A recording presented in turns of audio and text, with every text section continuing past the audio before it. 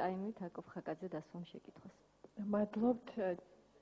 ჩემი შეკითხვა არის შემდეგში, მოახლოებული არის შუალედური არჩევნები, რა მოლოდინები გაქვთ ამასთან დაკავშირებით და არის თუ არა დღეს ქართულ პოლიტიკაში მესამე პოლიტიკური ძალის ადგილი, ანუ მოიაზრებთ თუ არა, რომ შესაძლებელია მოვიდეს მესამე პოლიტიკური ძალა და კიდე ერთი კონკრეტული კითხვა მინდა დაგისვათ, გქონდათ თუ არა წინადადება თქვენგან სალომე ზურაბიშვილის პრეზიდენტობასთან დაკავშირებით.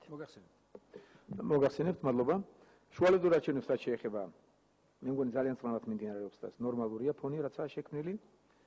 რაც შეეხება მესამე ძალას, თქვენ ხედველობაში გაქვთ, რომ მართველი ძალა, ჩვენი კოალიცია, ნაციონალური მოძრაობა, ჩემი ძალიან დიდი სურვილია, რომ გაჩნდეს მესამე ძალა და მესამე ცენტრი.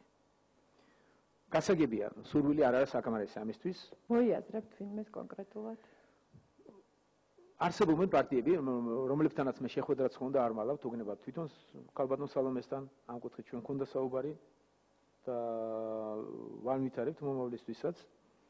რაც შეეხება ბოლო კითხვას თქვენსაც საპრეზიდენტო არჩევნებზე და საპრეზიდენტო კანდიდატებზე ჩვენ ჯერ არ ვაკეთებთ ამის აფიშირებას და ჩვენ აუცილებლად მოგახსენებთ. არა, სურვილი შეიძლება ბევრს ჰქონდეს, მაგრამ კოალიციამ უნდა მიიღოს გადაწყვეტილება ამის, ჩვენს გუნდიდან ვისაც ამოვაყენებთ და მეც ინასარ არ მინდა კოალიციას დავასრულო და შეურაცხყოფა მივაყენო, ჩემი დამოუკიდებლობა გამოვხატო. მე აუცილებლად ჩემს აზრებს მოვახსენებ და რასაც შიგნით გადავწყვეტ, აუცილებლად გარეთ ყველაფერს გაცნობებთ. მესამე ძალის სურვილი გამაჩნია და არ მალავ.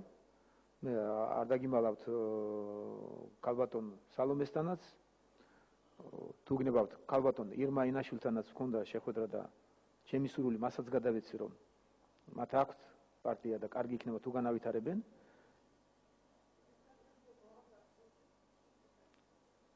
ხო და გააქტიურდნენ მე მგონი.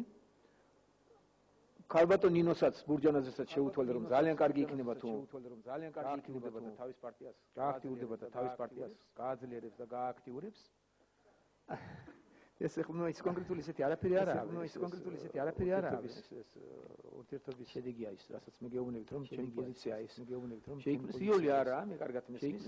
მაგრამ გამარტივდეს მის. მე ფიქრობ, რომ ისევ რომ არ დამადანაშაულონ იმაში, რომ მე მოწოდებები მაქვს ნაციონალური მოძრაობის განადგურებისათვის, ეს ვკითხე სხვათა შორის მე შეასწრო შევხვდი. არ წვენია მეთქი ესეთ განცხადებებს რო აკეთებ.